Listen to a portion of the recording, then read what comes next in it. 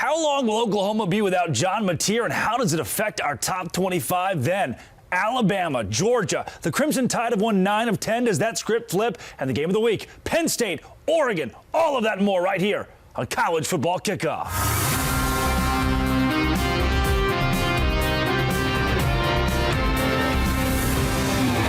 Welcome back to Fire TV's College Football Kickoff, presented by Coca-Cola. I'm your host, Drake Toll from Locked On Big 12 and the Savannah Bananas organization, and we're coming in hot from the heart of college football country in Dallas, Texas. On set with me, two legends, 22-time Coach of the Year Gary Patterson, and former Tar Heel and Dallas Cowboy Jesse Holley, and even a special guest appearance on today's show, the Hall of Famer Mack Brown. We'll catch up with him in a couple of minutes. Every week throughout the season, we'll be right here breaking down the matchups, the moments, the madness with expert analysis from across the nation. Look for new episodes every Thursday on your Fire TV and Echo Show devices. This is your all-access pass to the weekend ahead in college football. So let's kick it off. First and foremost, Jesse, we are with the newest Hall of Famer, the TCU Hall of Fame inductee, Coach Gary Patterson.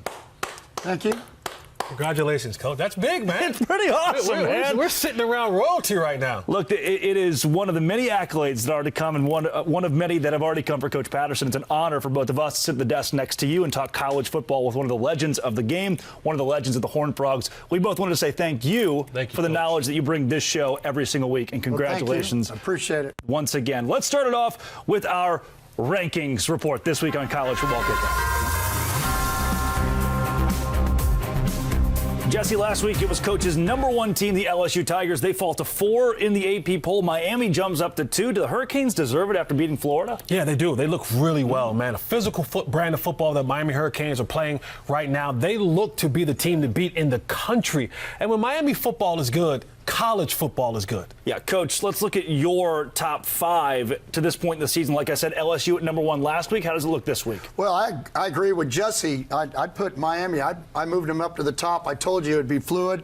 LSU still played. Somebody got after it. Georgia, Ohio State, and Penn State all were kind of down, but you've got Penn State playing Oregon, you got Ohio State going to Washington, and then you got Georgia and Alabama. So I think there's going to be some movement here. Yeah, we'll learn a lot about LSU as well against Ole Miss. Last week you called them your lookers. I personally like it better than lurkers. Lurkers, that's a 10-cent word. Can you give me this week's lurkers, Coach? Okay. Well, the lurkers are Oregon, Florida State, A&M, and Ole Miss. And, you know, because of the injury report, I had to kind of move OU out of it. But I think time will tell. They have a good football team. Yeah, John Mateer out for Oklahoma. Before we get into that, Texas A&M, currently the best strength of schedule of any undefeated team in the country. So, Coach, I completely agree. They should be in the conversation for the college football playoff up there. John Mateer, OU. Jesse, they were a quarterback away last year. That's how they felt. This year they got their quarterback, and now for the next few weeks, they're without their quarterback. Yeah, and that's a devastating blow to this Oklahoma football team. And, you know, Coach, as you know, not having your starting quarterback, no one plans for the backup. But the one thing that the Oklahoma Sooners do have going for themselves right now, they have a terrifying defense. And so Brent Venables and that Oklahoma Sooner football team has to rely on that defense to carry them for the next couple of weeks, and hopefully that they can get back John Mateer sooner rather than later. Yeah, that defense was incredible against Auburn last weekend. Let's check in on who is in and who is out. Coach, we'll say goodbye to Utah. They dropped completely out of the rankings this week, as well as Auburn. But one of the notes I have about the Utes, Illinois got blown out by Indiana, got to stay in the top 25. Utah got blown out by Texas Tech, and we had to say goodbye to them. No, if you were going to throw one out, I would have thrown both of them out because both of them had a pretty big loss the way it looked, and so that's just the way I've done it.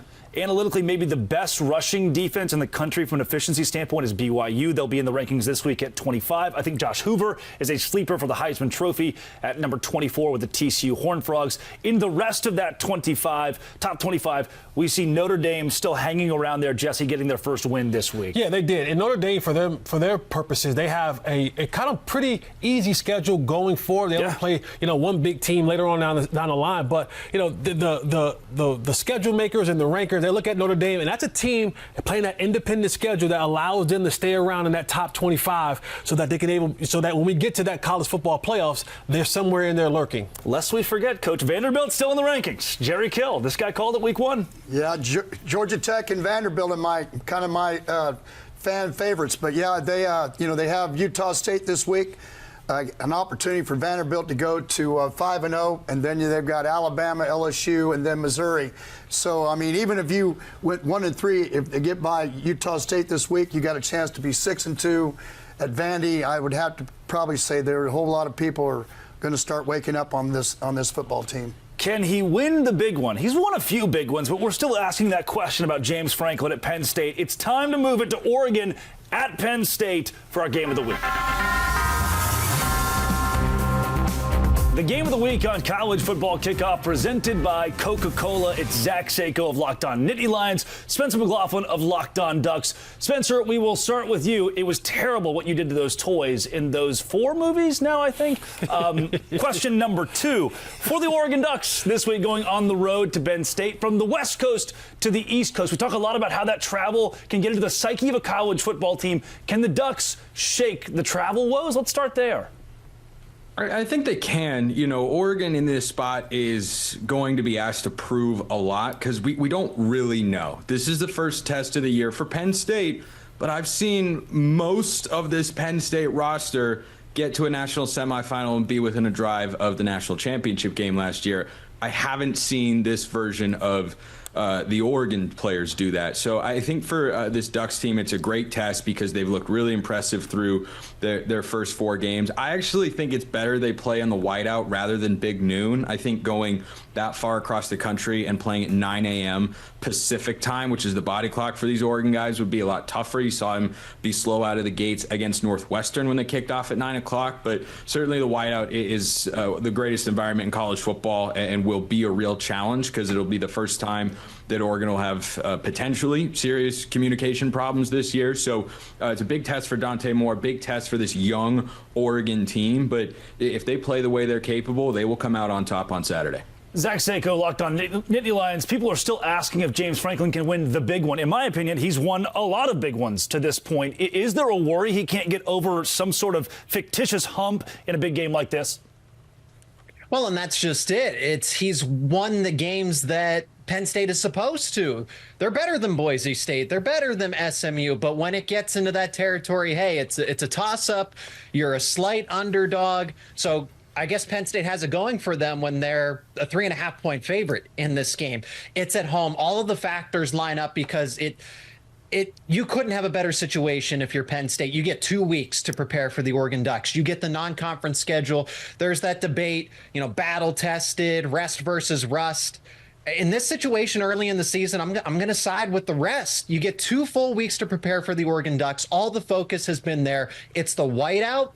You actually catch Oregon, I think, in a spot where this isn't the best version of the Oregon Ducks. Okay, I think Dante Moore, DeCorian Moore, that core of young talent on offense and defense is only going to get better. So if I'm Penn State, I would rather play them now at home with a bye week, with a non-conference schedule that really didn't push any limits. You couldn't ask for a better setup if you're the Nittany Lions. Spencer, Zach just spit in your face virtually. It seems as though it's saying the Oregon Ducks maybe will be better in a few weeks.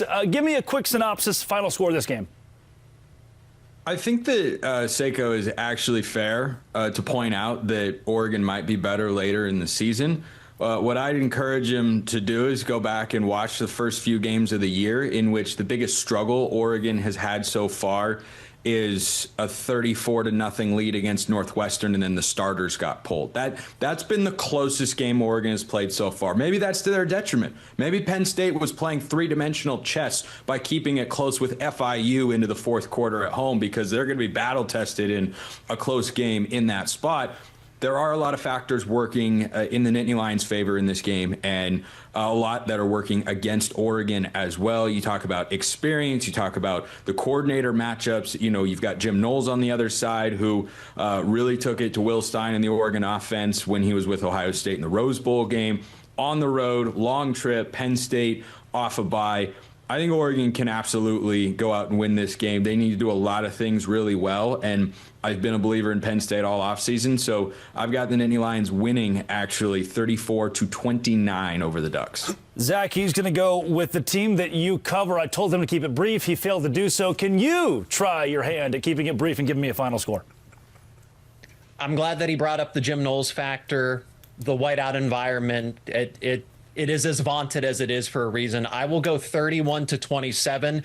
I think these teams will be able to move the football. I mean, it's an electric offense versus a team that's still trying to find a little more identity on offense. But Penn State's ground game will be the difference alongside having Jim Knowles versus Tom Allen, because that's why Oregon won this first time around in that Big Ten championship. Thank you, Spencer. Thank you, Zach. Best of luck this week to the players on the field. Statute of limitations has run out on my crimes against those toys. Spencer McLaughlin of Locked On Ducks, Zach Seiko of Locked On Nittany Lions. They're the experts bringing you everything you could love about both college football, the Ducks, the Nittany Lions, each and every day. Being a passionate fan is hard work. All the pomp and circumstance makes you work up a thirst. Fan work is thirsty work. Enjoy a refreshing Coca-Cola. Coach, this is a rematch of last year's Big Ten championship game. Oregon in the Big Ten, still a little odd, but it was a game of offense last season, nearly looking around 1,000 yards total with these two teams combined. Will we see another offensive-led game? Well, they talked earlier about the Jim Knowles effect. It'll be interesting because he really had Oregon's number a year ago. They're going to be physical, but I do believe this. They're both very dynamic when it comes to offense. You got the two running backs for Penn State. You've got the new quarterback and all the weapons really they have at wide receiver and running back. So I think it's going to be an early match for the playoffs. You know, Jesse, I believe Drew Aller is the best quarterback playing in this game, the QB for Penn State. Outside of that, the speed of Oregon has looked so deadly. Granted, against nobody, but still, Oregon looks good. No, they do, and that speed is definitely what they have the factor in, is being able to go out there and have multiple players on each level, you know, quarterback, running backs, receivers. That's one of the things that Oregon always gives you, that level of speed and that versatility and multiplicity in their offense, and Penn State has to be ready to defend that for two halves. Who delivered this week in the Big 12? We're giving it to Texas Tech quarterback Will Hammond. There's no doubt about that. He obviously had the big game coming off the bench to lead the Texas Tech Red Raiders to the big win over the Utah Utes. Absolutely electric performance. Big 12 player and freshman of the week. And if you've been watching week after week, Texas Tech looks like they're the class of the Big 12. They are absolutely on a streak. And just like Will Hammond delivered for Texas Tech, DoorDash delivers on your Saturdays with DoorDash streaks. Every Saturday you order, you can stack it up all season long and save up to $250, including $100 in DoorDash credits. Order this Saturday. Keep the streak alive. Fuel your game day only with DoorDash. Terms apply. The promo period runs through 11/18. Today's show is also brought to you by our friends over at FanDuel. The NFL season is here. It's time to get in on the action. They have a can't-miss offer for you as a new customer. You bet just $5, and if your bet wins, you get $300 in bonus bets to use across the app. Best right off FanDuel. It fits however you like to bet. Player props, the same game parlay. Whether you like to do live action, you want to do over-unders, no matter how you like to bet, they've got options for you guys to make every game more exciting, whether you're watching your favorite team or just keeping an eye on your fantasy lineup. It's quick, it's easy, and it's the best way to add a little more energy to your Sunday. So you're ready to play? Download the FanDuel app today by visiting FanDuel.com to get started. That's FanDuel.com to place your first $5 bet and cash it in with our friends over at FanDuel. Now, there's one game that we have overlooked to this point and not given the true analysis for quite yet, and that is our can't-miss matchup. Why bury the lead any longer? Let's go to the SEC. It's LSU at Ole Miss. Stephen Willis of Locked On Ole Miss. Stephen, this is a massive matchup, obviously, for both of these teams. But let's first talk Lane Kiffin. He's always got a headline or two out there. This feels like a big week with him. From rumors about his daughter dating a player for LSU to the documentary dropping. I mean, is the off-the-field stuff so normalized for Ole Miss now that it's a non-issue on Saturdays? You know what? Nobody's even noticing. This is just run-of-the-mill the way it goes with Lane Kiffin being your head coach. And so the fan base for Ole Miss is going to be absolutely fine. The thing that I'm concerned about is I'm getting a little bit of Peach Bowl PTSD seeing Coach Patterson over there. Yeah, it's shocking for a lot of our Locked On hosts to see the guy who's toppled their favorite program on multiple occasions. And the goal is for Brian Kelly and LSU to be toppled by Ole Miss if it's in the hands of Lane Kiffin and he calls the shot. Is there a way? I mean, it reminds me vaguely of Ole Miss and Georgia last season. Does it have that same vibe for you? A little bit, but I think this game is a little bit different, and it's going to come down to the movable object versus the resistible force, and LSU's run game versus Ole Miss's run defense. Whichever imposes their will is probably going to have a chance to get the victory on Saturday. The environment's going to be absolutely electric. I know that the Ole Miss fan base and the Ole Miss staff and everybody feels good about it, and they just want to take LSU to Trinidad at this point. So let's go. Stephen, how will this game play out? Are we looking at a 4-quarter battle, or can Ole Miss pull away? It's definitely going to be a 4-quarter battle, in my opinion. If this game popped up, it would be 17-17 in the fourth quarter, and nobody should be surprised by that. They remember the game 2 years ago in 2023 where Jaden Daniels and Ole Miss, they were going up and down the field. I don't think that's going to be this game. LSU's defense is too good. Ole Miss's defense matches up very well with LSU's offense, in my opinion. I think it's going to be a tight game, and you don't want to give LSU short fields. You don't want to turn the ball over. You want to play as clean as possible, and if you can do that, you are going to be all right, because this is probably the best defense that, if Trinidad makes the whole season and does all that, this is the best defense he's going to see. So there is a little bit of a litmus test happening in this game as well. No doubt. Stephen, before we get you out of here, quickly, give me a quarterback prediction. Do we see a couple of guys this week? And give me a final score prediction. Trinidad Chambliss is going to start. It was announced by Chris Lowe a little bit earlier on in the day, but I do think there's a chance you'll see both quarterbacks in this game. Austin Simmons practices a little bit earlier in the week as well, so we'll see what happens. I think Ole Miss wins this game 24-17, and it's a party in Oxford. I love it. Stephen Willis of Locked On Ole Miss. He is the expert 5 days a week, bringing you everything you need to know. Thanks so much, Stephen. Thanks, guys. Jesse, I love it. Trinidad Chambliss didn't know if he'd start a single game this season, coming from Ferris State to Ole Miss. Now he's their guy. Incredible story. Yeah, he steps up when the starting quarterback goes down, and what he gives you is a dynamic quarterback. He can run the ball really well, pass the ball really well, and and all of the Lane Kiffin offenses is going to be explosive, and he gives you that dual threat. So Lane Kiffin has a special one in Trinidad. Yeah, and all defenses, they hate it when the quarterback can run, and this guy is pretty special when it comes to that. Coach, here's a question for you. The Lane Kiffin pomp and circumstance of the week. He seems like that one coach that can get away with it. That when the storyline and the headlines about him, his guys still show up and play. He still shows up and coaches to a level there's no distraction. How has he pulled off something that I'm not sure we've seen to this level anywhere in college football? You know, there's just some people. There's some ADs, or you and I, we can say things and people will get mad about it.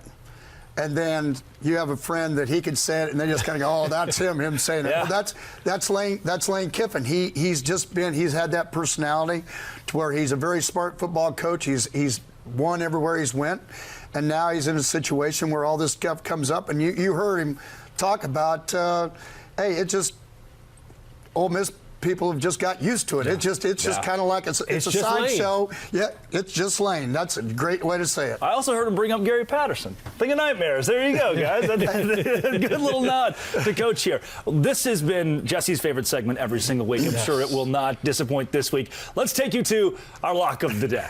Thanks, Drake. Looking forward to another big week of college football. And now it's time for our lock of the week. Open it, open it, open it. Lee has the key to the lock of the day.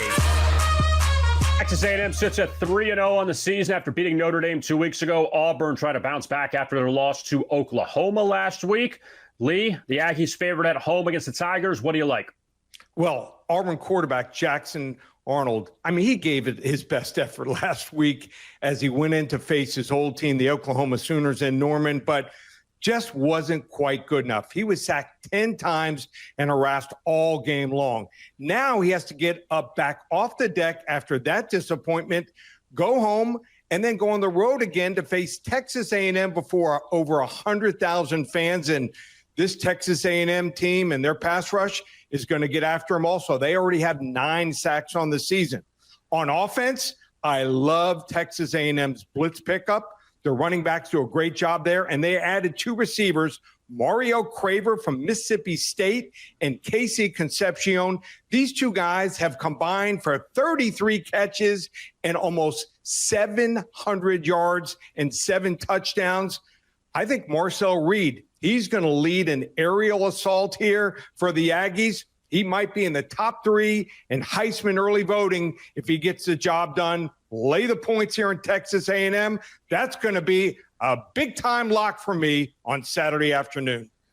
And for more daily picks, subscribe to Locked On Bets. Back to the college football kickoff studio. We'll see you next week, Drake. And thank you, Kevin. Thank you, Lee. For the sake of my kneecaps, I will not mention that last week the guys picked Nebraska over Michigan, but they did. Now, we talked. I'm going to bring it up every week because you were spot on. Your first coach's. You like that, huh? They also picked Texas over Ohio State. Yeah. If we're keeping score. Oh my God, Lee. Coach, you called it week 1 with your first coach's corner. Jerry Cale and Vanderbilt, a team to watch. They are now in the top 20 in college football. This week, let's welcome in another Hall of Famer. He's a national champion, and everyone knows him and loves him. It's going to be Mack Brown with our own Gary Patterson right here on Coach's Corner.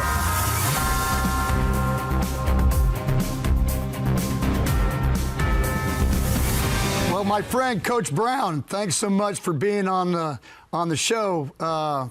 You know, this is a privilege for us, so we really appreciate you taking the time to be a part of us. I know you and I had some conversations, and one of the things we wanted to talk in Coach's Corner was about handling players. And you and I heard you talk earlier in the week, last week, about some comments on Arch, and you did tell me a story also, and I'd like you to start out with it, a little bit about having the same situation with Vince Young back when you coached him there at Texas. So could you tell us a little bit about that? Yes, Gary. Number one, thanks for having me on. I love and appreciate you, and congratulations on going into the TCU Hall of Fame. Very, very deserving, and thank you. You'll be in all the other Hall of Fames before you get through. And all those athletic directors that have openings should be calling you instead of me talking to you right now. So try to get you back on the sideline where you need to.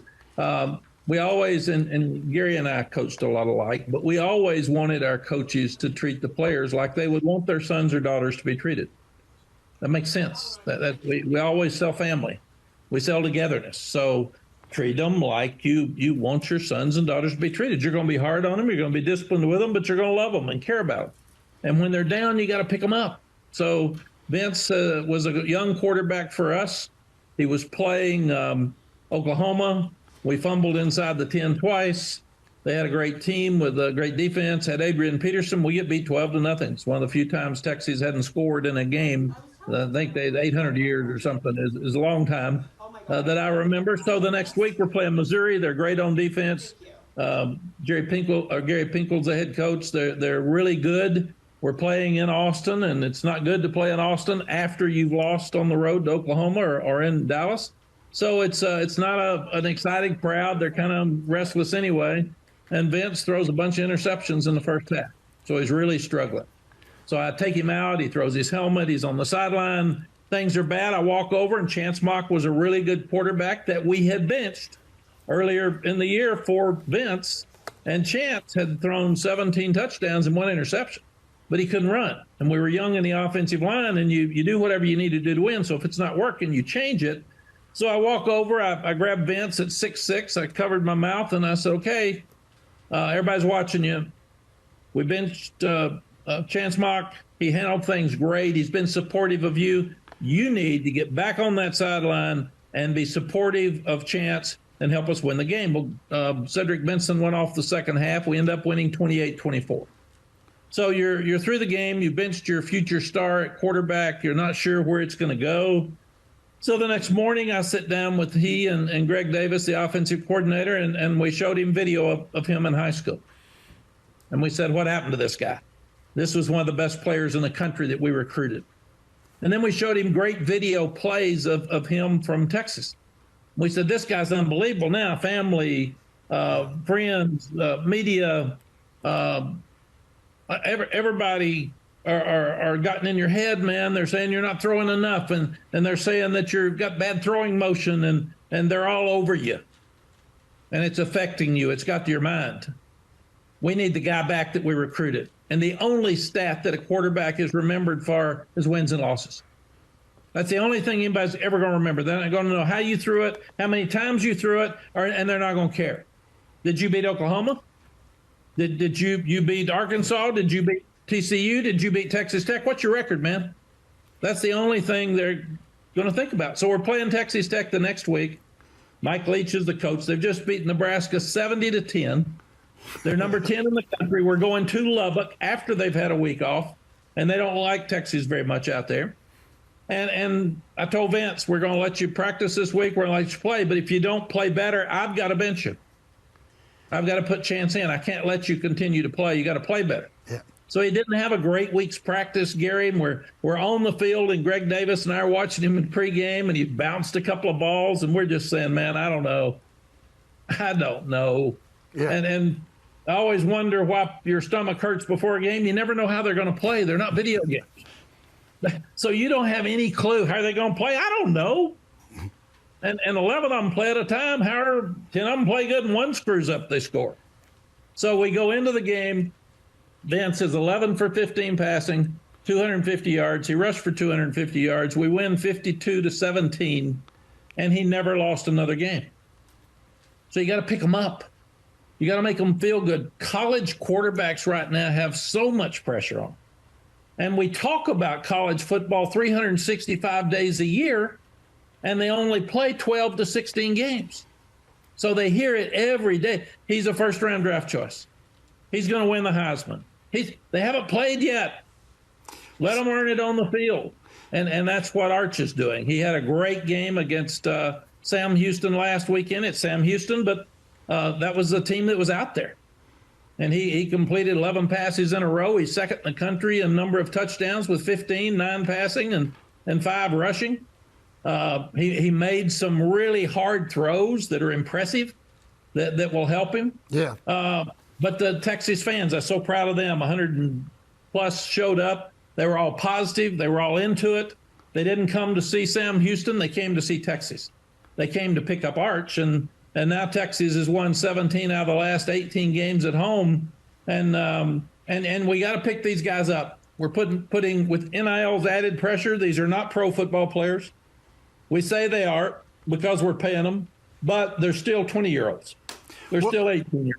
Would you say, Coach, because you know his granddad, Archie, and then also know his uncles and his dad and everyone. It's that also added a little bit of pressure to the whole situation too, because he wants to be able to make them proud and do all of it. And I thought what you said when I listened to it and what you just said right now was perfect. Just hey, let him slowly move in. I know it's Texas and they want to win a national title, but the only way they're going to do that is if they have great quarterback play. So how do you find a way to do that? So. Yeah, it is what it is. I always said that it's not pressure at Texas, it's pride.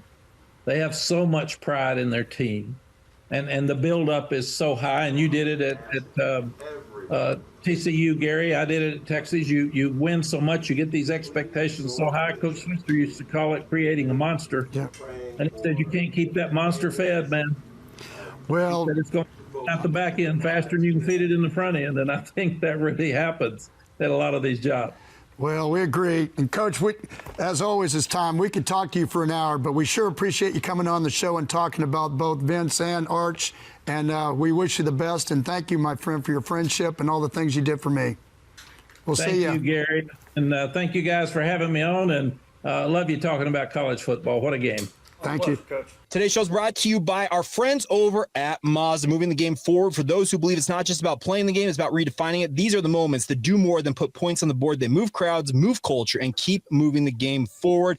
This week, the moment is, well, Will Hammond coming off the bench for the Texas Tech Red Raiders as he came off the bench to score 21 unanswered as Texas Tech beat the Utah Utes 34-10. It was an absolutely electric moment, and as such, he won a number of awards: Big 12 Player of the Week, Big 12 Freshman of the Week, and he very well may have Wally pipped his way to the starting job in Lubbock. When you move what follows you, the unexpected is only the beginning. And just like there's more to every highlight, there's more to every Mazda vehicle. Check it out with our friends over at Mazda. We like to say, move and be moved. Coach, first and foremost, big thank you to you for bringing Mack Brown on. That was special. Yeah, it's as you listened. I mean, the guy he's golden. So much knowledge. He cared so much for kids. Won so many football games. Won a national championship, and he always helped me. I can tell you this: as a young head coach, I would call him and ask him about things, and he was always great to me. Let's segue that into our topic of the week. Mack Brown's segue out of North Carolina last year into Bill Belichick was a massive offseason storyline, and coaching struggles this year have been huge, even this week in the papers, if they still print those. Mike Gundy being fired at Oklahoma State will not finish the season. Coach, we'll peel back the curtain a little bit. You and I had an hour-long drive last week, and I asked you about Mike Gundy. You know, what it's like to go through a spell where the university has maybe lost faith in a coach, or the administration is not giving the proper tools and infrastructure for the coach to succeed. Now, this week, Mike Gundy at Oklahoma State, after a 2-decade run, no longer the head coach.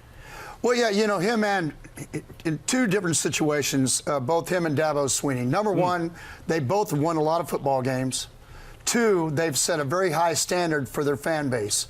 And so what happens is, and Mike, because I think it was the same amount of years that I was the head coach at TCU, 21 years, and, you know, they decide to part ways. And what people need to understand is it's not so much about the coach. You know, there's 30 or 40 families that are part of your of your whole office. And so the head coach is going to be fine. But, you know, I just say this. I do believe, you know, it just comes with the territory as far as what we have to get accomplished as head coaches.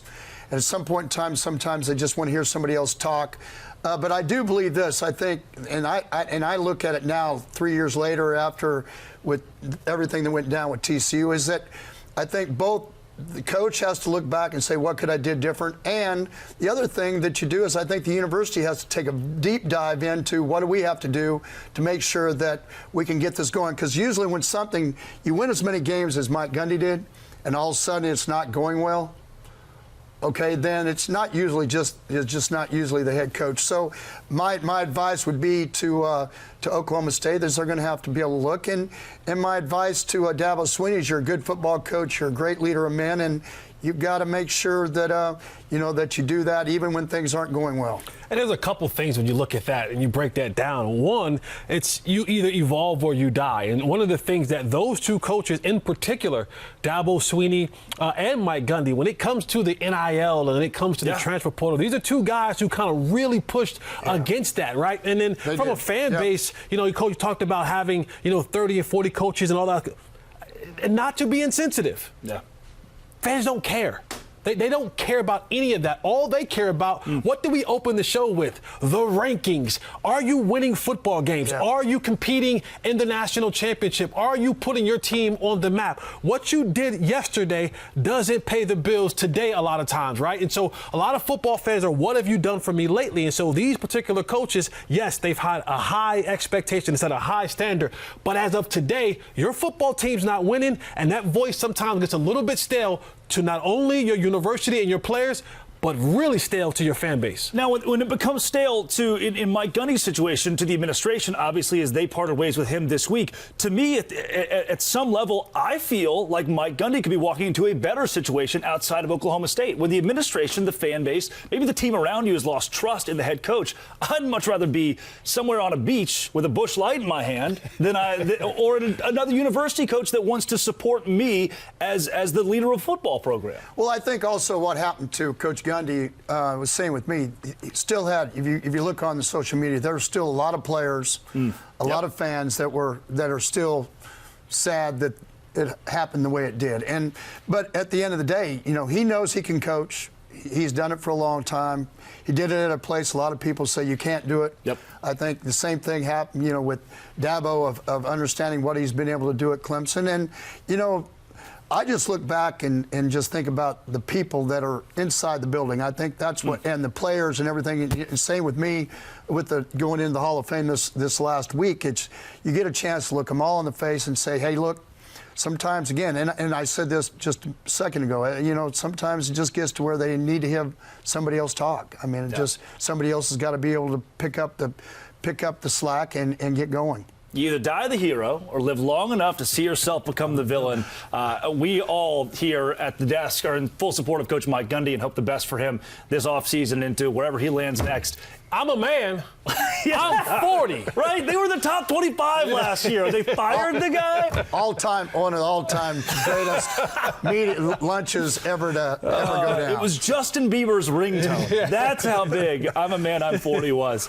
Got to wonder with that commercial. What are they going to do with that commercial? It's been been playing here recently? That's a question that somebody else will figure out. For us, we need to go to our playoff playbook. Oh, wait a second. Did you guys know Alabama and Georgia are playing this week? I mean, it's an incredible slate of college football for the fact that we're just now getting to Alabama at Georgia. Coach, 9 of the last 10 have gone home with the Crimson Tide. Does that script flip this year? They're both good. Yeah. It's hard. I mean, I don't know how you ever, when those two get together, I don't know how you pick a winner. It doesn't really matter who was going in as the favorite. It's been a great battle, and a lot of athletes on the field. Yeah, let's go to Luke Robinson of Locked On Bama, because they looked bad that first week, but the last couple of weeks against the Cupcakes, they've at least taken care of business. Alabama is going to beat Georgia this Saturday, and I'm here to tell you why. Hey, everybody, this is Luke Robinson with Locked On Bama. Want to let you know that Alabama will win this game Saturday night. There's several reasons. First of all, Ty Simpson is playing just about as well as any quarterback in the country right now. We saw what Tennessee was able to do against Georgia's secondary, which isn't as good as it has been in the last few years. Also, Alabama's defense is certainly coming on. I think that's going to help a lot.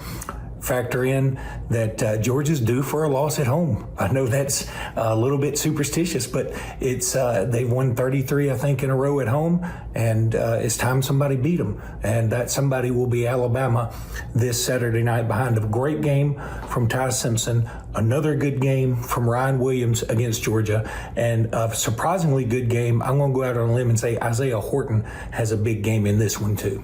Thank you, Luke Robinson. Crazy lighting right there. Rapture's already on the way in the Robinson household. Like they're taking care of their own business this week. Clint Shamblin of Locked On Bulldogs has Georgia winning 24-17. It'll be a fantastic battle. Then there's the classic Big Ten matchup this week. It's a rivalry, Jesse. USC at Illinois. And for Lincoln Riley, he just quietly, at 4-0 and just not, you don't hear much talking about what's going on the West Coast, and Illinois coming off a mollywhopping last week. But Lincoln Riley's got this team playing really well, 4-0, and you're always going to get explosive offense with Lincoln Riley. Well, it's all going to be played after 10 o'clock. Though, but no, he is, and he's made some changes, and they've straightened up, and they have been very quiet. I think everybody's just kind of forgotten about him a little bit, and that might be to their advantage. I think nobody's been talking about him, and I think that helps Lincoln Riley. He's a good football coach. He's got a good staff. Notre Dame at Arkansas. Another weird. It's the Lou Holtz Bowl happening in Fayetteville this week. Two teams that have completely missed expectations so far in 2025. We'll go to Tyler Wojciak of Locked On Irish to see if those guys can get it done. Tyler Wojciak here, the host of Locked On Irish, and this Saturday against Arkansas is absolutely a must-win game for Notre Dame. After starting the year 1-2, the Irish have zero margin for error if they want to keep any hope alive for the college football playoff, and every game left on the schedule is essentially an elimination game. But looking beyond the playoff picture, this is about proving culture and toughness, going on the road into a hostile SEC environment against a Razorback team that's desperate to save its season is exactly the kind of moment that can either spark a turnaround or bury you for good. I trust Marcus Freeman and the talent on this roster, and that's why I like the Irish to come out strong, make a statement, and get a big win in Fayetteville. Coach, I think Sam Pittman at Arkansas, and he's mentioned it, is coaching for his job at this point. What kind of pressure do you think Arkansas has going into a game at home like this? They've been saying this about Sam for the last 2 or 3 years. Yeah. So, I mean, it's not somebody, I'll promise you it's not crossing his mind. It's not crossing any. They're looking how can we upset them. It's a hard place to play. If you haven't been to an SEC environment very often, it's a hard place to go play.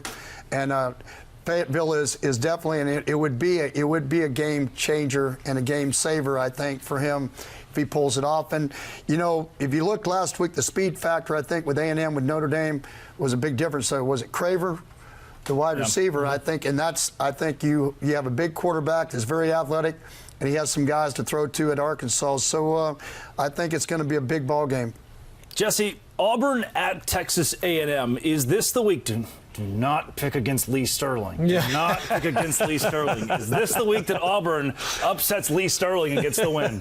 I don't know. And I don't want to go against my guy Lee, but with Jackson Arnold as the quarterback, like he's one of these guys where you want to put the game on his shoulders. He just hadn't shown you enough from that quarterback position to really win a football game for you. Not a bad quarterback, just not the superstar quarterback. Yeah. They got to get the run game going in Auburn for him to be successful so they can play off the run game and not put so much pressure on Jackson Arnold. Yeah, A&M finally won the big one. They got Mike Elko in there who gave them the big one against Notre Dame. Maybe they can keep that mojo together at home against an Auburn team that I still think is wily despite losing at Oklahoma.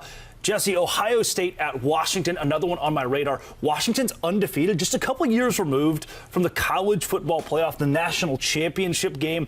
This could turn out to be a sneaky matchup on Saturday. Yeah, it could be, but, Washington, this is their real first test of the season. Like really going up against an opponent like Ohio State and what they can do defensively. I think that always poses a challenge to the opposing team's offense and then on top of that, what they have in their offense, Jalen Sayers and then you have Jeremiah Smith, those two guys going at it towards that Washington football team. It'll be a good matchup, but this is where you get a chance to test your team against an opponent like Ohio State. Well, I think the advantage, and you said it earlier, that Washington has is they've played very well at home. I think that's the way their kids are going to feel and their coaching staff is going to feel is that, this is our one chance to get this done because we're going to have the fans behind us. You're supposed to lose. Washington's supposed to lose. Yeah. So why not go win? The pressure's off. This is the game that it's all gravy if you do lose by 7. Hey, look, there's still plenty in your headlights for the rest of the college football season for the Huskies. That's a lot. I mean, Saturday is loaded. Even Friday night, TCU and Arizona State. Didn't even get to that. There are so many spectacular matchups this week. But that's a wrap for us right here on College Football Kickoff presented by Coca-Cola. But this season is starting to heat up. Next week, all eyes on Miami versus Florida State and a chance for Vandy. That's right, Vandy to make another statement against Alabama. Same time, same set, same unapologetic football energy. And a big thanks to Coach Gary Patterson and Jesse Holley for bringing the heat and to you for riding shotgun with us. Enjoy all the action this weekend. Stay locked in, stay fired up, and we'll see you next Thursday right here on Fire TV.